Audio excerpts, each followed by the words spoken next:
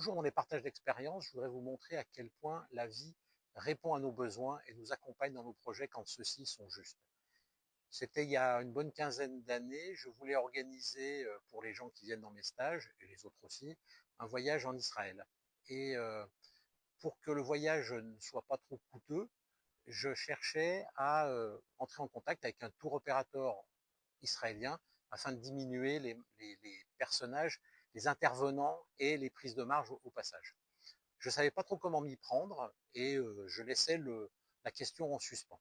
J'étais avec ma compagne et nos filles en train de me promener à Gruyère en Suisse et le magnifique village de Gruyère a un joli château au sommet de son village et je me suis trouvé très étonné parce que mes deux filles ont demandé à visiter le château. Alors d'habitude, c'était pas spécialement leur tasse de thé.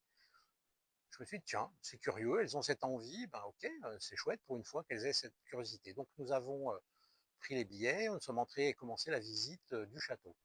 Et pendant la visite, on était en même temps qu'une famille de 4 personnes qui parlaient dans une langue que je ne connaissais pas. Et je réfléchissais pour essayer de me dire, mais qu'est-ce que c'est que cette langue? Et je me dis, mais on dirait que ça ressemble à de l'hébreu. Et donc, à un moment donné, je suis allé voir le monsieur et je lui dis, vous venez de quel pays? Il était un peu sur la défensive, mais il finit par me dire, ben, on vient d'Israël.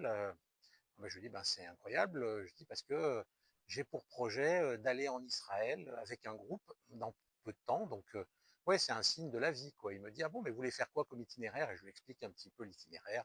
D'abord la côte méditerranéenne, ensuite le lac de Tibériade, et puis revenir vers Jérusalem après la mer Morte. Et il me dit, ben, ok, tenez ma carte, je suis tour opérateur israélien. Et ça a été incroyable. On a organisé le voyage avec lui. Ça a été merveilleux. On a même 5 ou 6 ans plus tard organisé un second voyage et on est toujours en contact aujourd'hui. Donc la vie entend nos demandes et la vie nous amène finalement des solutions. À nous de savoir les écouter, les entendre et en profiter. Merci et j'espère que ça vous inspirera et à bientôt.